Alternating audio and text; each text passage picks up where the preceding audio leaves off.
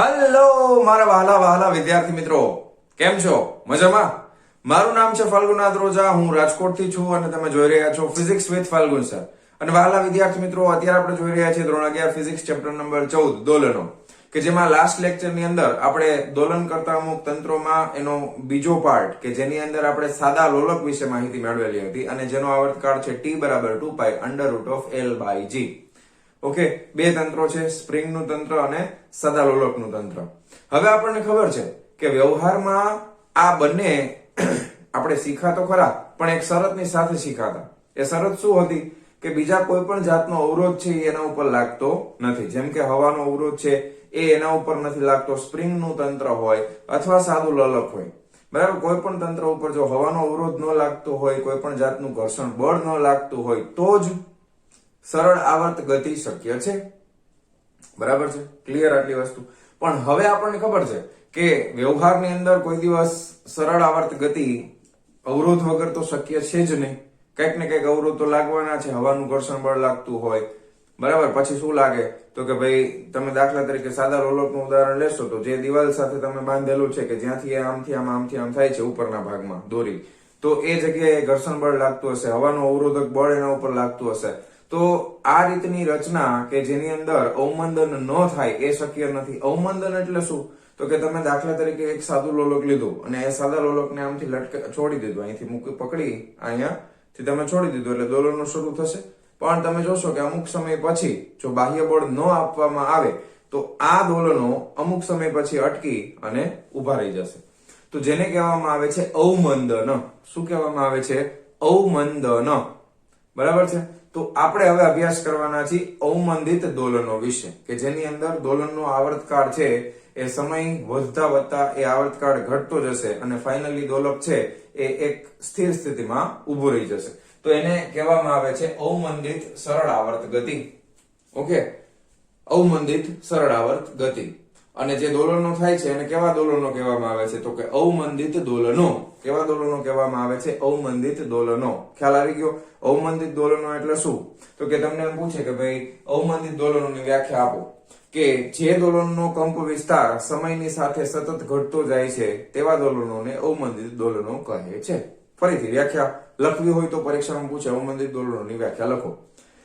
જે દોલનોનો કંપ વિસ્તાર સમય સાથે ઘટતો જાય છે તેવા દોલનોને અવમંદિત દોલનો કહે છે. બસ વાર્તા પૂરી, વ્યાખ્યા થઈ ગઈ પૂરી. ખ્યાલ આવી ગયો? જે દોલનોનો કંપ વિસ્તાર સમય સાથે ઘટતો જાય છે તેવા દોલનોને અવમંદિત દોલનો કહે છે. ખ્યાલ આવી ગયો?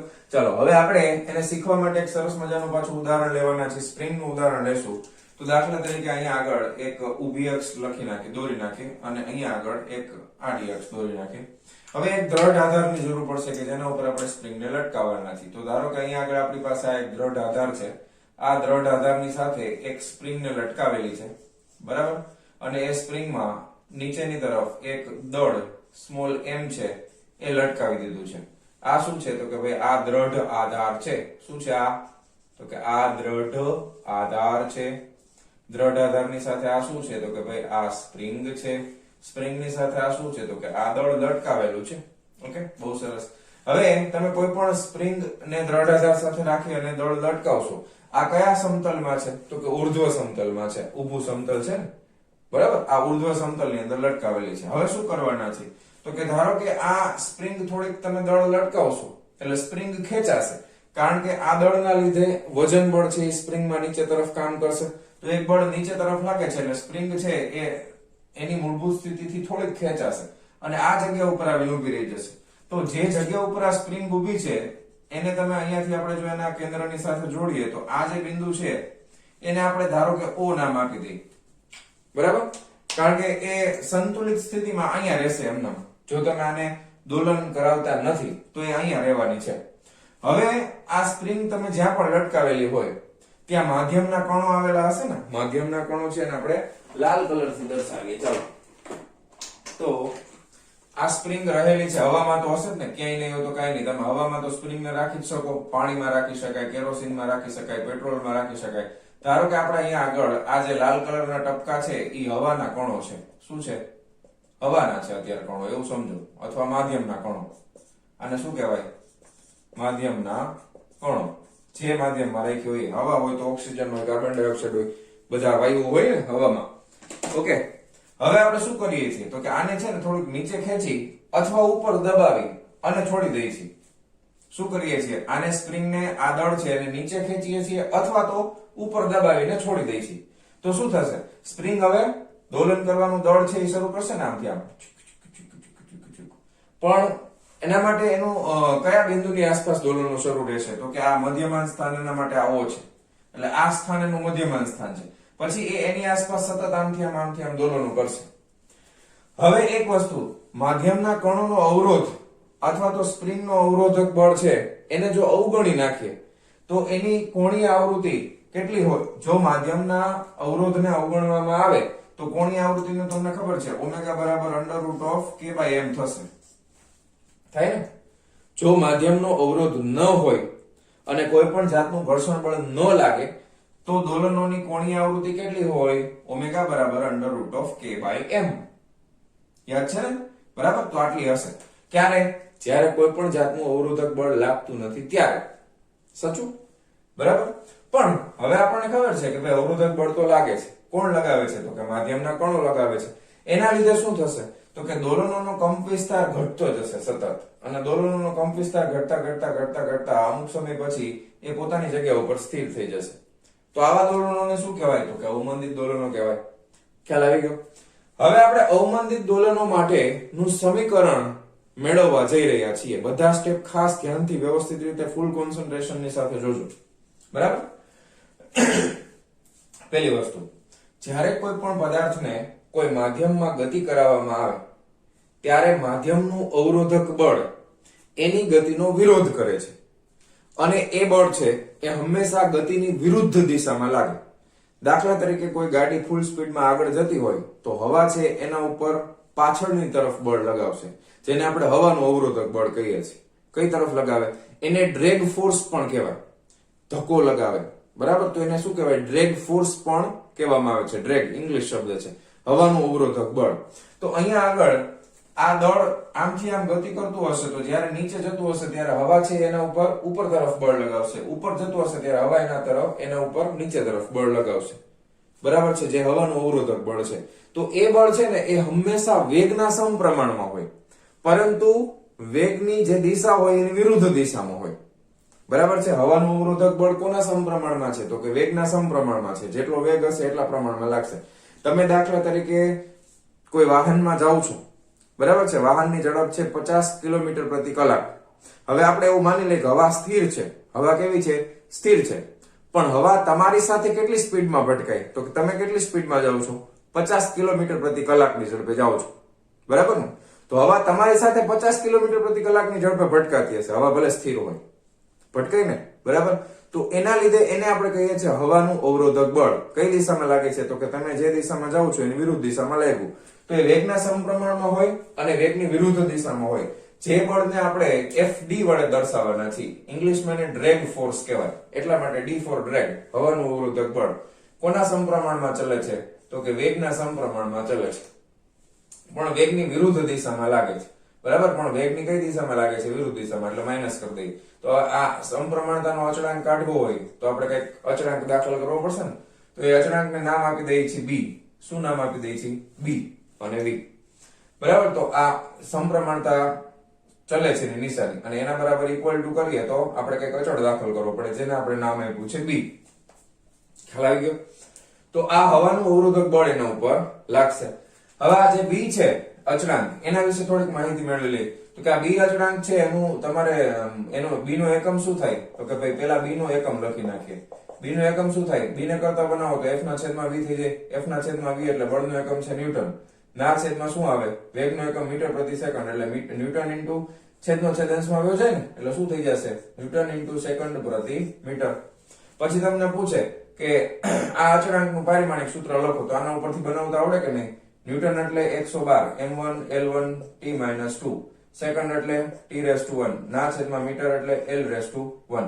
બરાબર? ઉપર નીચેથી કેન્સલ કરો એટલે શું બનશે? આ m1 L0 T-1 થઈ ગયું. ક્લિયર? તો આ બી છે એ શું છે તો કે અચળાંક છે. અવમંદિત દોલનો માટે જે હવાનું અવરોધક બળ લાગે છે એનો અચળાંક છે બી. એનો એકમ થશે ન્યૂટન ઇન્ટુ સેકન્ડ પ્રતિ મીટર. પારિમાણિક સૂત્ર આ થશે. ખ્યાલ આવી ગયો? ક્લિયર છે આટલું? હા, હવે બીજા કયા બળો લાગે છે તો કે જ્યારે કોઈ પણ વસ્તુ સ્પ્રિંગ છે એ દોલનો કરતી હશે આમ, ત્યારે દોલનો માટે આપણને ખબર છે કે સરળ આવર્ત ગતિ માટે એના ઉપર સ્પ્રિંગનું જે બળ લગાવે, સ્પ્રિંગ જે બળ લગાવે તો એ બળ કેટલું હોય? સ્પ્રિંગનું બળ, બરાબર, એને આપણે Fs વડે દર્શાવીએ, ફોર્સ ઓફ સ્પ્રિંગ. તો એ કેટલું હશે? -kx. આ તો આપણને પહેલેથી ખબર છે. જ્યાં k શું છે તો કે સ્પ્રિંગ અચળાંક છે, x શું છે તો કે એ દળે કરેલું સ્થાનાંતર છે, બરાબર. તો એ સ્થાનાંતરના સમપ્રમાણમાં અને સ્થાનાંતરની વિરુદ્ધ દિશામાં હોય એટલે Fs બરાબર -kx થાય. આ સમીકરણ તો આપણે ઘણીવાર યુઝ કરી પણ લીધું છે, તો એમાં કોઈ પ્રશ્ન છે નહીં, બરાબર. હવે આ બંને જે છે Fs અને Fd, આ વેગ ઉપર આધાર રાખે છે, આ સ્થાનાંતર ઉપર આધાર રાખે છે, પણ આ બંને બળો ભેગા થશે તો પરિણામી બળ જે છે એ સમીકરણ તમારે લખવું હોય તો બંનેના લીધે નિપજતું પરિણામી બળ છે F બરાબર શું આવે? ન્યૂટનના ગતિના બીજા નિયમ પ્રમાણે જો પ્રવેગી ગતિ થાય તો F બરાબર m into a, બરાબર. તો લખી શકાય કે અહીં પરિણામી બળ is equal to Fd plus Fs, બરાબર. F લખી નાખી t સમયે, બરાબર. તો આ પણ t સમયે, આ પણ t સમયે, કારણ કે આપણને ખબર છે આ બધા બળો કયા સમયે લખીએ છીએ આપણે તો કે t સમય માટે લખીએ છીએ ને, જ્યારે t સમય હોય ત્યારે. તો આપણે આમાં અહીંયા લખવું હોય તો લખી શકાય -b v આ t સમયે, -kx t સમયે સ્થાનાંતર, t સમયે કણનું સ્થાનાંતર, t સમયે કણનો વેગ, બરાબર. પરિણામી બળ. હવે અહીંયા આગળ આ Ft હું કેના ઉપરથી લખીશ તો કે Ft હું લખીશ ન્યૂટનના ગતિના બીજા નિયમ પ્રમાણે. તો હું લખું છું કે ભાઈ ન્યૂટનના ગતિના બીજા નિયમ પ્રમાણે શું થાય? Ft, F બરાબર માં થાય ma t, બરાબર. તેથી ફાઇનલી સમીકરણ શું મળશે? આ બધાને જમણી બાજુ સોરી ડાબી બાજુ લઈ લ્યો એટલે માઈનસ છે નું પ્લસ થઈ જશે. તો કે MAT plus BVT plus KXT equal to 0 થઈ જાય ને? અહીંયા કિંમત મૂકી દીધી અને આને આ બાજુ લઈ ગયા. હવે આપણને ખબર છે કે પ્રવેગ છે સમયનું વિધેય છે, વેગ છે એ પણ સમયનું વિધેય છે, સ્થાનાંતર પણ સમયનું વિધેય છે. હવે આના માટે જો મેં સદિશની નિશાની નથી કરી. શું કામ? કારણ કે જે બધું કઈ પણ થાય છે, દોલનો થાય છે, એ એક પરિમાણમાં થાય છે, ઉર્ધ્વતલની અંદર દોલન થાય છે, ક્યાંય આગા પાછા થતા નથી, એટલે એક જ પરિમાણમાં છે એટલા માટે આપણે સદિશની નિશાની કરેલી નથી. સદિશના બદલે આપણે શું કર્યું છે? માઈનસ ને પ્લસ સંજ્ઞા વાપરેલી છે, બરાબર. કારણ કે તમે જો અહીંયા બળ માટે અહીંયા માઈનસ કર્યું કારણ કે વેગની છે એ બળ છે એ વેગની વિરુદ્ધ દિશામાં લાગે છે, અહીંયા માઈનસ કર્યું કારણ કે સ્થાનાંતરની વિરુદ્ધ દિશામાં લાગે છે. તો આપણે પ્લસ માઈનસ કર્યું છે એટલે સદિશની નિશાની કરેલી નથી. અહીંયા સુધી ક્લિયર? ઓકે, બહુ સરસ, વેરી ગુડ.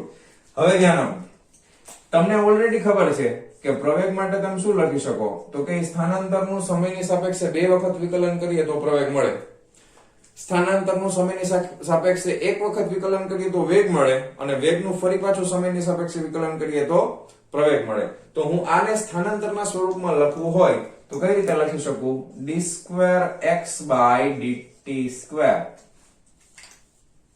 ખબર પડે છે કે નહીં? પ્રવેગને આપણે કઈ રીતે લખી શકાય? d2x/dt². કેમ આવું લખ્યું તો કે સ્થાનાંતરનું સમયની સાપેક્ષે 2 વખત વિકલન કરીએ તો પ્રવેગ મળે. વેગને હું કઈ રીતે લખી શકું તો કે વેગને હું dx/dt તરીકે લખી શકું, કારણ કે સમયનું સ્થાનાંતરનું સમયની સાપેક્ષે 1 વખત વિકલન કરીએ તો આપણને વેગ મળે. તો આ બંને કિંમત છે એ સમીકરણ, આને આપણે કંઈક નામ આપી દઈએ, સમીકરણ નંબર 1 માં મૂકી દઈએ, બરાબર છે. બધાની કિંમત છે કેમાં મૂકી દઈએ તો કે સમીકરણ 1 માં મૂકી દો.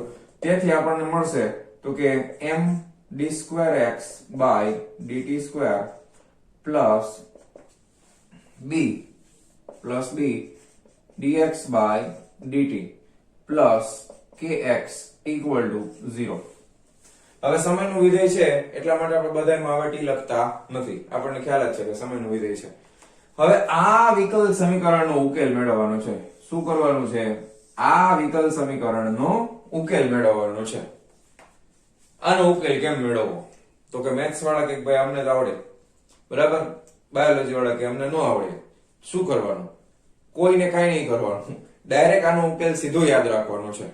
બરાબર, આ વિકલ સમીકરણનો ઉકેલ જો મેથેમેટિકલી મેળવવું હોય તો મેળવી શકાય, પરંતુ એ સાબિત આપણે નથી કરવાનો.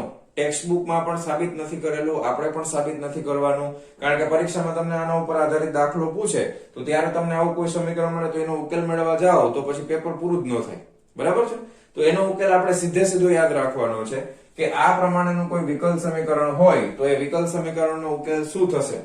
ખાસ ધ્યાન આપજો, ગોખવાનું છે, યાદ રાખવાનું છે, પાકું કરવાનું છે. હું આનો ઉકેલ લખું છું કે xt ઇઝ ઇક્વલ ટુ, ધ્યાન આપજો, આનો ઉકેલ છે a, બરાબર, આનો ઉકેલ છે પહેલા આવશે કંપ વિસ્તાર a, પછી શું આવશે તો કે a e raised to minus bt by 2m. આ બધું શું આવ્યું? સારું. a e raised to અત્યારે લખી તો નાખજો, a e raised to minus bt by 2m, પછી આવશે cos omega dash t plus phi.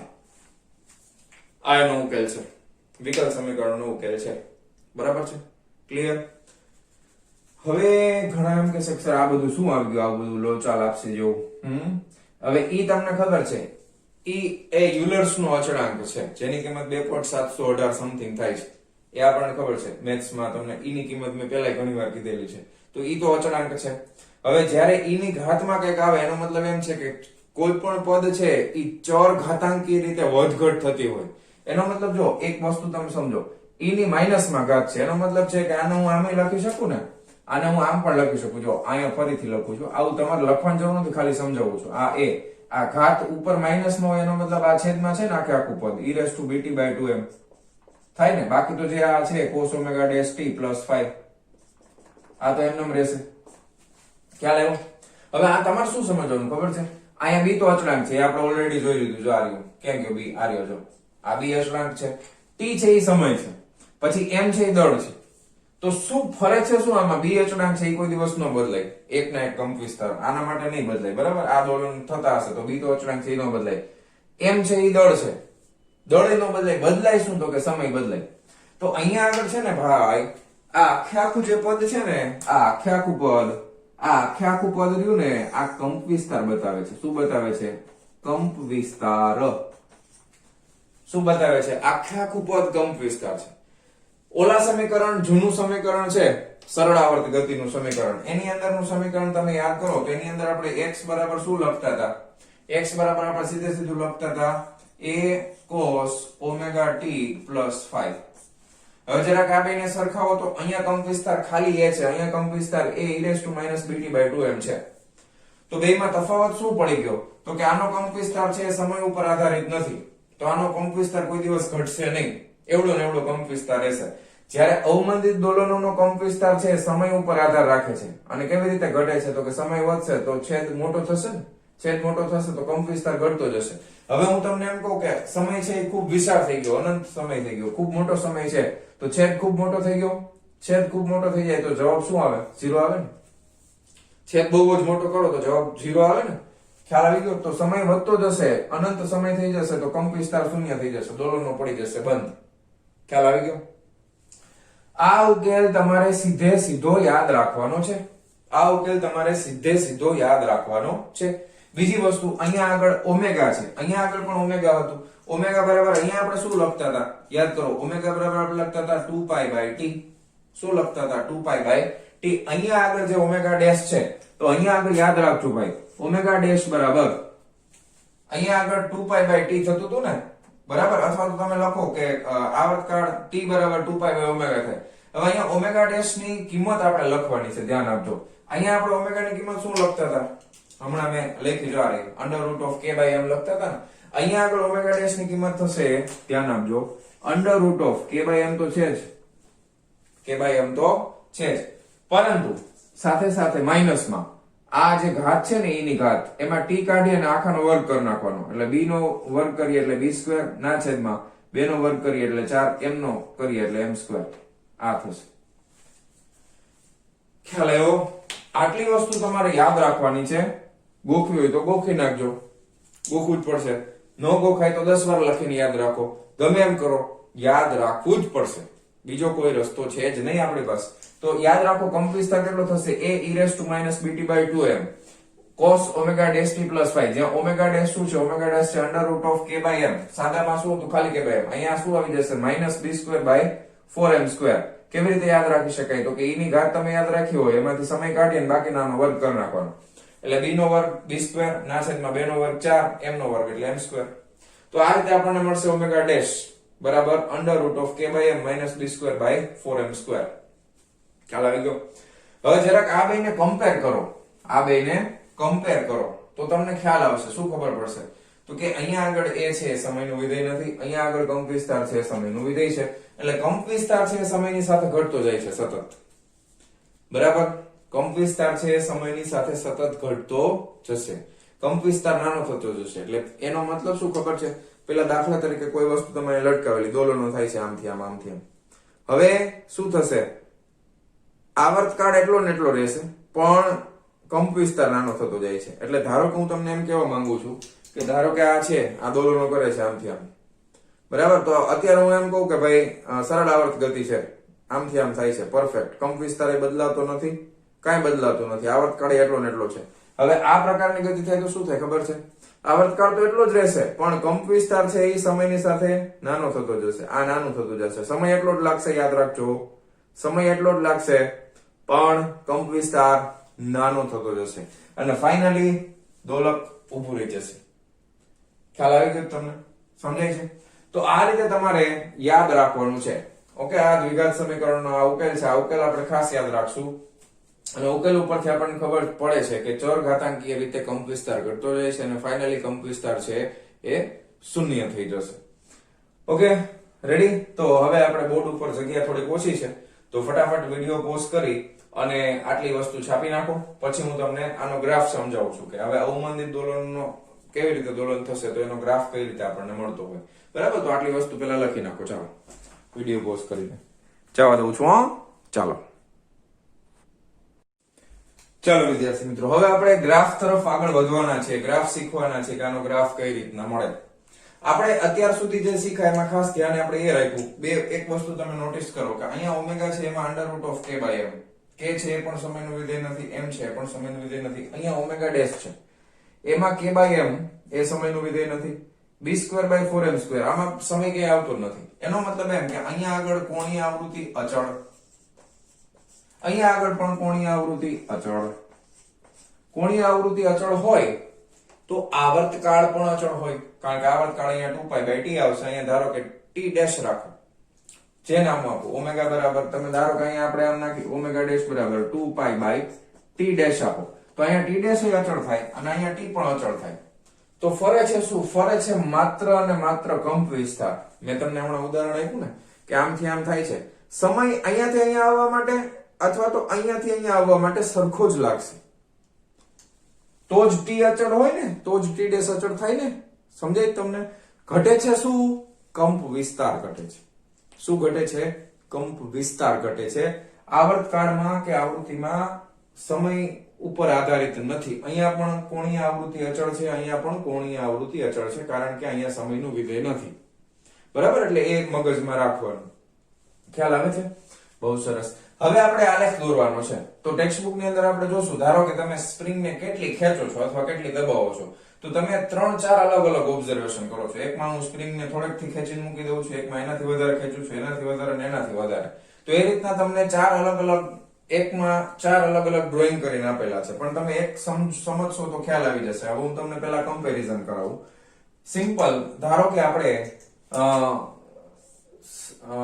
અવમંદિત દોલનો નથી, સરળ આવર્ત ગતિના દોલનો છે તો એના માટેનો આલેખ આ રીતનો જ આવશે. બરાબર? જો અહીંયાથી અહીંયા સુધીના અંતરમાં કોઈ ડિફરન્સ નહીં હોય, જેટલું અહીંયાથી આ અંતર હશે એટલું જ અહીંયાથી આ અંતર હશે. બરાબર? કાંઈ ફેર પડશે નહીં. તો આ કેના માટેનો છે? તો કે આ સરળ આવર્ત ગતિ માટેનો આલેખ છે. પણ હવે આનો આ આલેખ મારે કોના માટે દોરવાનો છે? તો કે મારે દોરવાનો છે અવમંદિત દોલનો માટે. હવે એમાં અલગ અલગ, ધારો કે હું પેલા સૌથી વધારે, બહુ વધારે ખેંચીને પછી મૂકું છું તો કંપ વિસ્તાર સૌથી મોટો છે. બરાબર? તો હવે હું આ એનું મધ્યમાન સ્થાન છે, અહીંયાથી મેં મેક્સિમમ ખેંચીને પછી મૂક્યું છે, વધારે ખેંચી અને પછી મૂકેલું છે, ધ્યાન આપજો બરાબર. તો જો વધારે ખેંચીને મૂકેલું હોય તો એ આ કંપ વિસ્તાર મોટો આવે, પછી ઘટતો જાય ઘટતો જાય ઘટતો જાય, ટીકી ટીકી ટીકી. ખ્યાલ આવ્યો? ખ્યાલ આવ્યો? ડ્રોઈંગ ખબર પડી ગઈ? સમજે છે? તો આ કેના માટે છે? ધારો કે અહીંયા મેં સૌથી વધારે ખેંચીને મૂક્યું છે, તો આ એ જેટલો કંપ વિસ્તાર છે એના માટે. પછી ટેક્સ્ટ બુકમાં તમને બી, સી અને ડી એ રીતે અલગ અલગ આપેલા છે. હવે ધારો કે એના કરતા થોડુંક ઓછું ખેંચીને મૂકું છું, તો કઈ રીતે મળશે? તો કે એના કરતા સહેજ ઓછું ખેંચીને મૂકો તો એ આ રીતે મળશે, સીધું થઈ જશે. ખ્યાલ આવે છે? સમજાય તમને? પાકું કન્ફર્મ સમજાય છે? હા કે ના? બરાબર ને? કોઈ વાંધો નથી. ધારો કે આ બી છે, હવે આપણે સી લખી નાખીએ. ધારો કે હવે આનો કંપ વિસ્તાર એના કરતા પણ નાનો છે, સીધું થઈ ગયું. બરાબર. હજી એક કરવું હોય તો હજી થાય ને, સીધે સીધી લીટી આ રીતે. અને આ મધ્યમાન સ્થાન છે ઓ. પછી આ અલગ અલગ એ, બી, પછી આ સી, પછી આ ડી. બરાબર. આપણે ખાલી સમજવાનું એ છે કે આવી આકૃતિ કેમ મળે છે આપણને, એ ખાસ સમજવાનું છે. શું કામ? મેં આમાં જો કઈ ફેરફાર, કેટલો ફેરફાર કર્યો આમાં શું ફેરફાર છે? જો જેટલા ડ્રોઈંગ કર્યા એ બધામાં આ ગેપ છે એ બધામાં સરખો રાખ્યો છો. બરાબર. બીજું આ છે ને ઘટાડતો ગયો છું, જો નાનું નાનું નાનું થતું જશે. બરાબર. એ નાનું નાનું થતું જશે. બીજું તમે અહીંયા આવર્તકાળ તો આપણે બદલાવતા નથી, એટલે અહીંયાથી બધા અહીંયા ભેગા તો થશે જ, અહીંયા ભેગા થશે, અહીંયા આ ટપકા અહીંયા ભેગા એ રીતે. શું કામ? કારણ કે ખાલી કંપ વિસ્તાર નાનો થાય છે, કોણીય આવૃત્તિ બદલાતી નથી. બરાબર. એટલે કોણીય આવૃત્તિ ન બદલાય એટલે આવર્તકાળ બદલાય નહીં. આવર્તકાળ ન બદલાય એટલે અહીંયા આગળ જયારે શૃંગ હોય, આગળના ચેપ્ટરમાં આપણે શીખશું શૃંગ એટલે શું.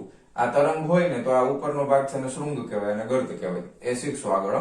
બરાબર. તો અહીંયા આગળ જ્યાં ભેગું થતું હશે અહીંયા, બરાબર. ધારો કે અહીંયા અડધું આવર્તકાળ કેટલો હોય? T/2 હોય ને, બરાબર. T/2 હોય તો બધા ભેગા T/2 એ થશે, પણ કંપ વિસ્તાર બધાના જુદા જુદા છે. ખ્યાલ આવી ગયો?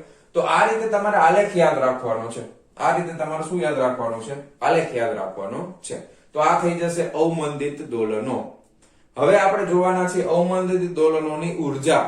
તો આપણને ઓલરેડી ખબર છે કે કુલ ઉર્જાનું સમીકરણ આપણા માટે જો સરળ આવર્ત ગતિ હોય તો કુલ ઉર્જા કેના વડે દર્શાવી છે? કુલ ઉર્જા એટલે કે યાંત્રિક ઉર્જા. યાંત્રિક ઉર્જા એટલે કે E બરાબર 1/2 kA² છે ને. ગતિ ઉર્જા વત્તા સ્થિતિ ઉર્જા આપણે જોયું છે ઓલરેડી, થિયરીમાં શીખી ગયા છે.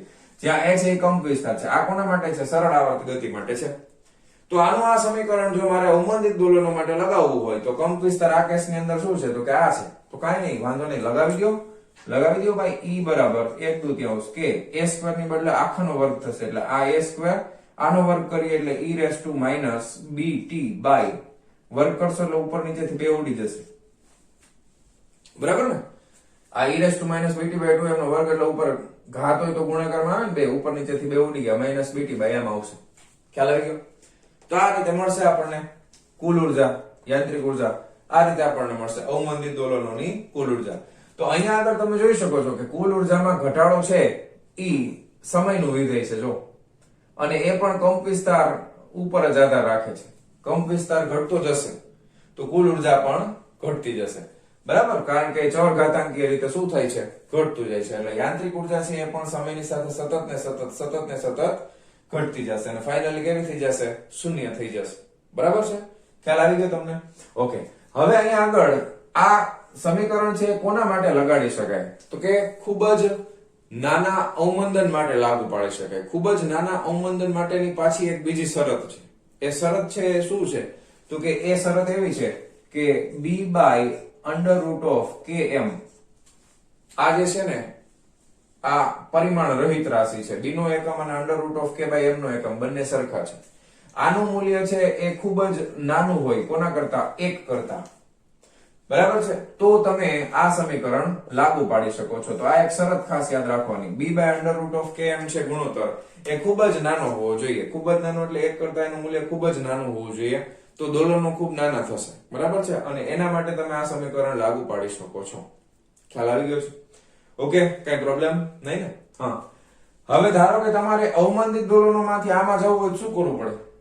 તમારે ધારો કે અવમંદિત દોલનોમાંથી આમાં જવું હોય તો b બરાબર શું મૂકી દેવાનું 0 b બરાબર 0 હોય તો અવમંદિત દોલનોમાંથી કેમાં વયા જશું 100 આ ગ માં સરળ આવર્ત ગતિ થઈ જશે મૂકીને જોઈ લ્યો ને અહીંયા e0 મૂકો કોઈ પણ ની ઘાત 0 હોય જવાબ શું આવે 1 આવે તો આ પદમાં શું વધશે ખાલી આમાંથી આ પદ આવી ગયું પાછું કારણ કે b બરાબર 0 મૂકો અહીંયા આગળ b બરાબર 0 મૂકી દો ને ભાઈ b બરાબર 0 તો under root of k by m જ આવશે જો પાછું આવી ગયું હતું ઈ નહીં પદ થઈ ગયું તો અવમંદિત દોલનોમાંથી કેવા દોલનો થઈ જશે સરળ આવર્ત ગતિવાળા દોલનો થઈ જશે ઓકે તો એના માટે b બરાબર શું મૂકવું પડે 0 મૂકવું પડે b અચળાંક છે એની કિંમત કેટલી મૂકવી પડશે 0 ખ્યાલ આવી ગયો તો આ હતી આજની થિયરી અવમંદિત સરળ આવર્ત ગતિ અને હવે આપણે જોવાના છે આના ઉપર આધારિત એક ઉદાહરણનો દાખલો ખાસ તમારે યાદ રાખવાનું છે એનો ઉકેલ xt બરાબર a e raised to minus bt/2 m cos omega dash t plus 5 omega dash કેટલું છે under root of k by m minus b square by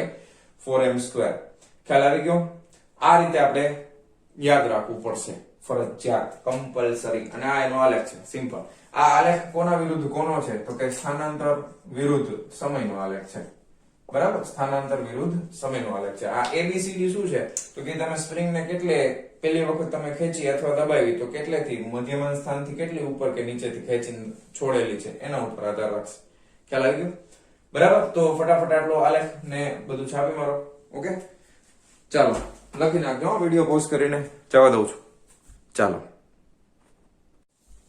ચાલો વિદ્યાર્થી મિત્રો હવે આપણે જોવાના છે ઉદાહરણ નંબર 14.10 શું કહે છે આકૃતિમાં બતાવ્યા પ્રમાણે આકૃતિ જે મેં પહેલા દોરી હતી જ છે એટલે હું પાછી નથી દોરતો સ્પ્રિંગ વાળી બરાબર અવમંદિત દોલક માટે બ્લોકનું દ્રવ્યમાન તો સૌથી પહેલા આપણને આપી દીધું છે દળ એ 200 ગ્રામમાં આપેલું છે ગ્રામમાં ચાલે નહીં એસઆઈ સિસ્ટમ પ્રમાણે કિલોગ્રામમાં ફેરવવું પડે એટલે કાં તો તમે 10 ની -3 ઘાત વડે ગુણી નાખો કાં તો 1000 વડે ભાગી નાખો 1000 વડે ભાગી નાખે એટલે 0.2 કિલોગ્રામ આવશે બરાબર છે બ્લોકનું દળ પછી કે તમને આપી દીધો છે કે ની કિંમત છે 90 ન્યૂટન પ્રતિ મીટર કાંઈ વાંધો નહીં ચાલો બહુ સરસ અને અવમંદન અચળાંક b હવે આ ખાસ ધ્યાન આપજો એ ગ્રામ પ્રતિ સેકન્ડમાં આપ્યું છે એમાં ચાલે નહીં કિલોગ્રામમાં ફેરવવું પડે કિલોગ્રામમાં ફેરવીએ એટલે 40 ભાગ્યા 1000 પાછા કરવા પડશે એટલે 1000 કરશો એટલે 0. કેટલા થઈ જશે 0.4 આવશે 40 ભાગ્યા 1000 કરો તો કેટલા આવે 0.04 કિલોગ્રામ પ્રતિ સેકન્ડ બરાબર હાલો બહુ સરસ હવે આપણે બધી વસ્તુ ગોતવાની છે દોલનનો આવર્તકાળ દોલનના કંપવિસ્તારનું મૂલ્ય પ્રારંભિક મૂલ્ય કરતા અડધું થવા માટે લાગતો સમય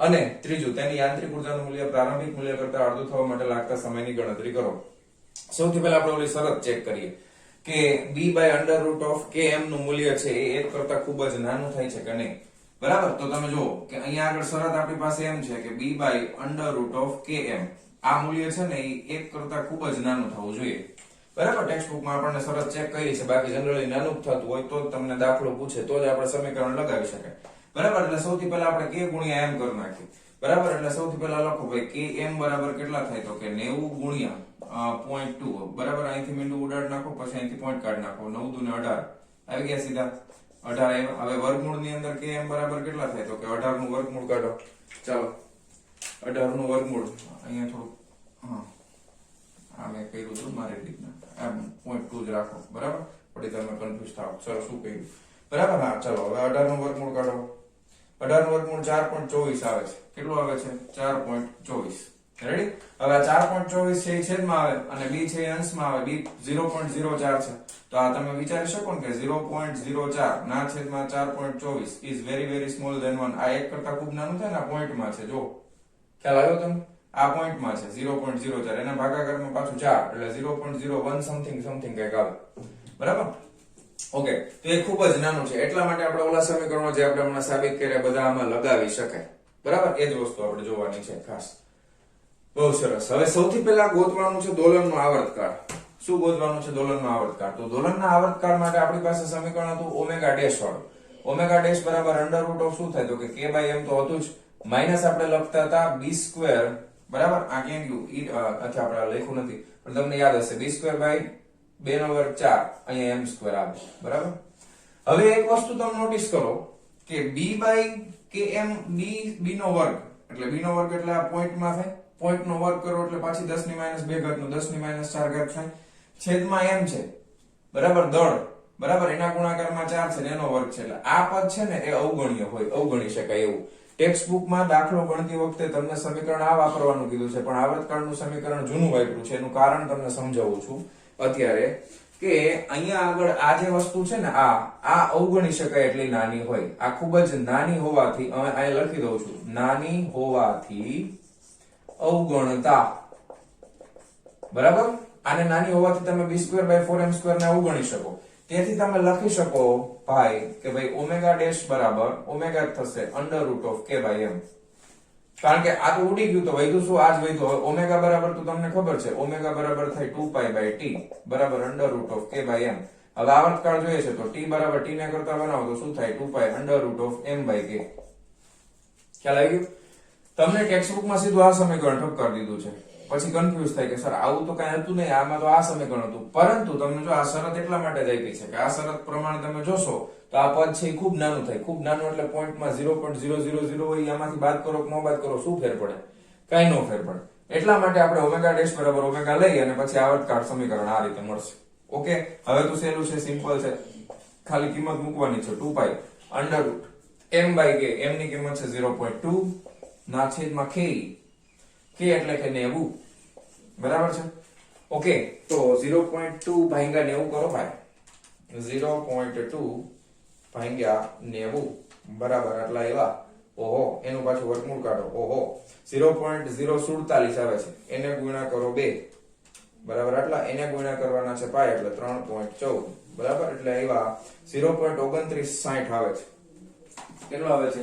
0.2960 બરાબર. તો આ આવે છે 0.2960 એટલે 296. 5 કરતા મોટું છે એટલે તમે અહીંયા એક ઉમેરી દો એટલે શું થઈ જશે? નિયર અબાઉટ તમે લખી શકો 0.3 આવર્તકાળ છે એટલે સેકન્ડ. ક્લિયર? તો આ આપણે મેળવો પહેલા પ્રશ્નનો જવાબ, દોલનનો આવર્તકાળ. એટલે અહીંયા આપણે લખી નાખીએ a. હવે બહુ સરસ છે બીજા બે પ્રશ્નો, ખૂબ જ સરસ. જો બીજામાં શું કીધું છે? તેના દોલનના કંપવિસ્તારનું મૂલ્ય પ્રારંભિક મૂલ્ય કરતા અડધું થવા માટે લાગતો સમય. બરાબર, હવે તમે યાદ કરજો પ્રારંભિક કંપવિસ્તાર. આ ડિટેલમાં જોજો. કંપવિસ્તાર માટે આપણે સમીકરણ લખીએ છીએ કે x બરાબર t સમયે કંપવિસ્તારનું સમીકરણ આપણે લખીએ ને, અવમંદિત દોલનો માટેનું સમીકરણ શું છે? x બરાબર a e−bt/2m cos omega dash t plus pi. થાય ને આવું? હમણાં આપણે જોયું હતું પ્રારંભિક કંપવિસ્તારનું મૂલ્ય, પ્રારંભિક મૂલ્ય. તો હવે લખો પ્રારંભમાં t બરાબર શું હોય? કંપવિસ્તાર હજી છે જ નહીં, શરૂ નથી થયું. સમય t બરાબર 0 હોય તો t બરાબર 0 એ કંપવિસ્તાર કેટલો હોય? તો t બરાબર 0 માટે, હવે t બરાબર 0 માટે તમે અહીંયા cos 0 મૂકી દો તો cos 0 બરાબર 1 થશે. બરાબર, પ્રારંભિક કળા કઈ આપેલી નથી એટલે શૂન્ય લઈ લેવાની. પ્રારંભિક કળા આપેલી નથી, તેથી તમે લખી શકો cos omega dash t plus phi બરાબર cos 0 બરાબર 1 થાય. બરાબર, તો પ્રારંભમાં t બરાબર 0 ને અહીંયા તમે મૂકી દેશો t બરાબર 0 તો સમીકરણ તમને કોના જેવું મળશે? કે જે આપણું મૂળભૂત સમીકરણ હતું એના જેવું જ મળશે. ખ્યાલ આવી ગયો તમને? તો પ્રારંભમાં તમે લખી શકો t બરાબર 0 માટે આ પદ થઈ જશે 0, આ પદ આખું થઈ જશે 0. તો t બરાબર 0 સમય માટે તમે લખી શકો છો. તો કંપવિસ્તાર તમને પ્રારંભમાં કેટલો મળશે? તો પ્રારંભનો કંપવિસ્તાર છે ઈ તમને મળશે કે x બરાબર પ્રારંભિક કંપવિસ્તાર છે ઈ કેટલો હશે? તો કે x અહીંયા તમે પ્રારંભમાં 0 સમય છે ને એટલે a બરાબર, એના કરતા અડધું થવાનું છે. તો પ્રારંભિક કંપવિસ્તાર એ હતો, એના કરતા અડધો કંપવિસ્તાર એટલે નવો કંપવિસ્તાર t સમય કેટલો થાય? તો કે a/2 કેટલો થઈ જશે? a/2. તો હવે મારા અહીંયા સમય કેટલો લાગે છે? t ગોતવાનો છે. તો x ની જગ્યાએ હું શું મૂકી દઈશ? a/2 મૂકી દઈશ. ધ્યાન આપજો, અડધો થવાનો ને કંપવિસ્તાર, પ્રારંભના કંપવિસ્તાર કરતા અડધો એટલે આ a/2 થઈ ગયો. પ્રારંભનો કંપવિસ્તાર a છે. આ a શું છે? પ્રારંભિક કંપવિસ્તાર. બરાબર છે? તો t સમય કંપવિસ્તાર કેટલો થઈ ગયો? અડધો. બરાબર, એટલે t સમય કંપવિસ્તાર પ્રારંભના કરતા અડધો થઈ ગયો. તો આ લખી શકાય આપણે t સમયે કંપવિસ્તાર. બરાબર, તો એ પ્રારંભ કરતા અડધો થઈ ગયો. તો એના માટે મારે શું ગોતવાનું છે? t ગોતવાનું છે ને. તો આના x બરાબર શું મૂકી દઉં? a/2. એના બરાબર શું થઈ જશે? a e−bt/2m. થઈ જશે ખ્યાલ આવ્યો શું કામ કારણ કે આ ઓમેગા ડેશ ટી માં ટી પ્રારંભિકમાં છે તો ટી બરાબર તો 0 તમે મૂકી દીધું છે અને આ મારે સમય ગોતવાનો છે બરાબર આ સમય મારે ગોતવાનો છે કયો સમય ટી સમય ગોતવાનો છે તો અહીંયા સામ સામેથી એ કેન્સલ કરી નાખો તો આ વધશે 1/2 બરાબર આ માઈનસ ઘાત છે એટલે 1 ના છેદમાં લખી નાખો bt/2m હવે છેદ 2 ને ઉપર લઈ લો એટલે e/bt/2m = 2 હવે શું કરવાનું લોચો પડી ગયો હવે શું કરવું પ્રોબ્લેમ થઈ જાય ને હવે કરવાનું શું તો કે બે બાજુ લોગ લેવાના શું કરવાનું બંને બાજુ લોગ લેતા ધ્યાન આપજો બધા સ્ટેપ ટેક્સ્ટ બુક માં નથી લખ્યા બંને બાજુ લોગ લેતા હવે બે બાજુ તમે લોગ લેશો એટલે આને ln લેવાનો નેચરલ લોગ લેવાનો એટલે અહીંયા તમે લખી શકો લોગ માં ઘાત હોય ની આગળ આવી જાય એટલે bt/2m ln e = ln 2 ધ્યાન આપજો હવે ln e/e એટલે 1 થાય ln e/e એટલે કેટલા થાય 1 થાય મારે ગોતવાનું છે સમય ln2 બરાબર હવે તમારી પાસે જે લોગ બુક છે એમાં ln નથી આપેલું તમને લોગ બુક માં log/10 આપેલું છે એટલે ખાસ ધ્યાનથી સમજજો ln ને log માં ફેરવવા માટે 2.303 વડે ગુણવું પડે અને ગુણ્યા log2/10 કરવું પડે હવે તમારે લોગ બુક ની અંદર log2 ની કિંમત જોવાની છે કોની કિંમત જોવાની છે log2 ની કિંમત જોવાની છે ધ્યાન આપજો ખ્યાલ આવી ગયો log2 ની કિંમત આપણે જોવાની છે તો તમે લોગ બુક માં જોશો મારી પાસે છે ઓલરેડી જૂની લોગ બુક એમાં તમે log2 ની કિંમત કેવી રીતે જોવાય 20 માં જવાનું log2 એટલે log પર એક જ આંકડો છે એટલે 1 પોઈન્ટ ખસેડી દેવાનો હવે log 20 ની કિંમત છે 3010 હવે 1 માંથી 1 કાઢો એટલે 0 એટલે 0.3010 થશે સોરી log2 એટલે કેટલા થશે 0.3010 એટલે આના બરાબર 2.303 ગુણ્યા 0.3010 આમ થાય હવે આ બે નો ગુણાકાર કરો બરાબર આ બે નો ગુણાકાર કરો 2.303 ગુણ્યા 0.3010 એટલે 0.693 આવે છે કેટલો આવે છે 0.693 હવે મારે કેની કિંમત જોઈએ છે મારે તો સમય જોઈએ છે ને t ને કરતા બનાવો છે log e/e તો 1 થાય તેથી સમયને કરતા બનાવો તો 0.693 ગુણાકારમાં શું આવી જશે ગુણાકારમાં આવી જશે 2m ના છેદમાં શું આવી જશે b બરાબર તો બસ હવે કિંમત મૂકવાની છે 0.693 ગુણ્યા 2 ગુણ્યા m કેટલા છે m છે 0.2 રેડી ભાગ્યા b b છે 0.04 રેડી ચાલો હવે આ કરી નાખો આને ગુણ્યા 2 ગુણ્યા 0.2 બરાબર આવ્યા ભાગાકારમાં 0.04 એટલે 6.93 આવશે કેટલું આવશે 6.93 એટલું જવાનું 2 દુ 4 આ તો ઉડી જાય એમને કરવાની જરૂર હતી બરાબર તો કેટલા સમય પછી અડધું થશે આટલી સેકન્ડ પછી બરાબર 6.93 સેકન્ડ સમય પછી ડોલરનો કંપ વિસ્તાર છે પ્રારંભિક મૂલ્ય કરતા કેટલો થઈ જશે અડધો થઈ જશે હજી એક વસ્તુ ગોતવાની છે તેની યાંત્રિક ઉર્જાનું મૂલ્ય પ્રારંભિક મૂલ્ય કરતા અડધું થવા માટે લાગતો સમય હવે બોર્ડ આખું ભરાઈ ગયું છે તો પેલા એક કામ કરો વિડિયો પોઝ કરીને આટલું છાપી નાખો અને હવે તમને યાંત્રિક ઉર્જા સમજાવું છું ચાલો જવા દઉં છું ચાલો હવે બીજું ટેક્સ્ટ બુકમાં ઘણા કે અક્ષર ટેક્સ્ટ બુકમાં તો કેપિટલ ટી ને 1/2 લખ્યું છે ઈ આ ખરેખર સમય જ છે આ સ્મોલ ટી ટેક્સ્ટ બુક પ્રમાણે જવું હોય ને તો સ્મોલ ટી બરાબર કેપિટલ ટી અહીંયા છેદમાં 1/2 એટલે ટૂંકમાં આ સમય આટલો સમયની સંજ્ઞા આપી છે બીજો કોઈ ફેર પડતો નથી બરાબર બાકી જવાબ આ જ આવશે જવાબ તો 6.93 સેકન્ડ જ આવશે ત્રીજું તેની યાંત્રિક ઉર્જાનું મૂલ્ય પ્રારંભિક મૂલ્ય કરતા અડધું થવા માટે લાગતા સમયની ગણતરી કરો તો હવે તમે આ ધ્યાનથી જોજો ટેક્સ્ટ બુકમાં બધું સટાસટ સમજાવી દીધું છે આવી કોઈ વસ્તુ સમજાવેલી નથી બરાબર ઇવન રેફરન્સ બુકમાં જોશો તો પણ તમને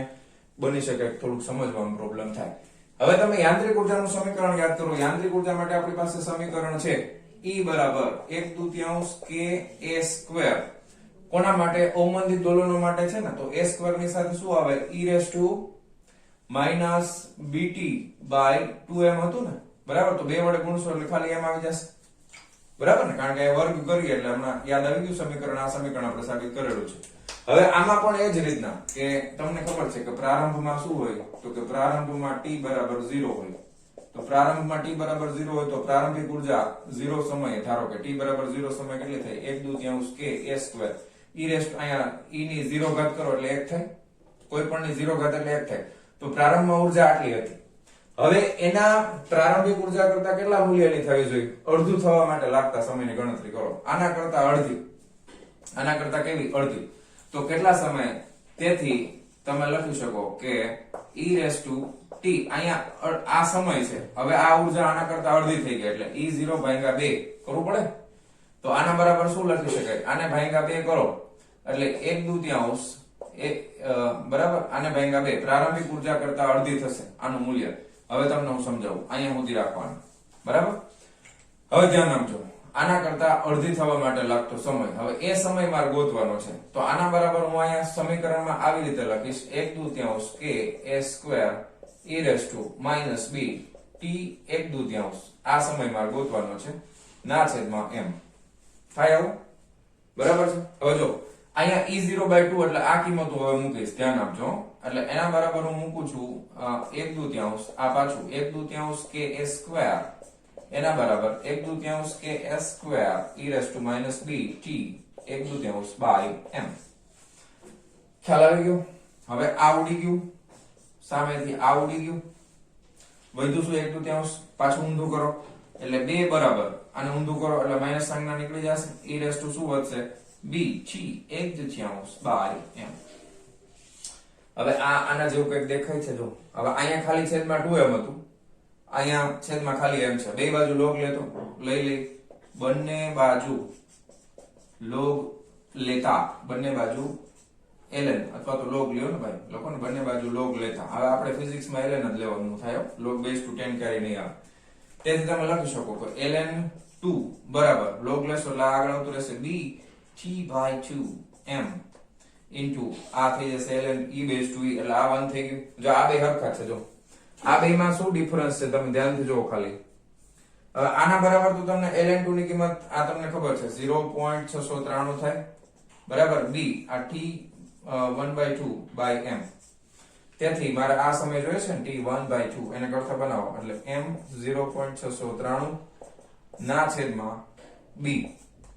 હવે m ના છેદમાં b, હવે અહીંયા તમે જરાક જોવો તો આ 2m ના છેદમાં b છે અને આ m ના છેદમાં b છે એટલે આના કરતા અડધું જ થાય સીધું. ખ્યાલ આવી ગયો? એટલે કઈ આમાં પછી ગણતરી કરવાની જરૂર નથી, આને ભાગ્યા સીધું 2 કરી દેવાનું હોય એટલે 2 તેરી 6 બરાબર છે. 4 દુ 8, 1 વૈધા 2 છક 12, 1 વૈધા 2 પંચા 10 એટલે 3.46 ને 5 આ પાછળ નો લખે ચાલે સેકન્ડ, બરાબર. આટલા સમય પછી ઉર્જા અડધી થશે. ઉર્જા કેટલા સમય પછી અડધી થશે? તેની યાંત્રિક ઉર્જાનું મૂલ્ય પ્રારંભિક મૂલ્ય કરતા અડધું થવા માટે 3.46 સેકન્ડ જેટલો સમય લાગે. ટેક્સ્ટ બુકમાં કોઈ પણ જાતના સ્ટેપ વ્યવસ્થિત રીતે સમજાવેલા નથી, એટલે આ બધા સ્ટેપ તમારી બુકમાં લખશો તો જ તમને ખ્યાલ આવશે, નકર તમે કન્ફ્યુઝ થશો. ઓકે, ક્લિયર છે? તો ફટાફટ વિડિયો પોઝ કરી અને લખી નાખો. ચાલો 1 2 3 4 જવા દો. ક્લિયર? ઓકે, તો મારા વહાલા વિદ્યાર્થી મિત્રો, આજનો આ લેક્ચર આપણે અહીંયા પૂરો કરીએ છીએ. મળીએ છીએ નેક્સ્ટ વિડિયો લેક્ચરમાં આના પછીના ટોપિકની સાથે. ત્યાં સુધી આવજો.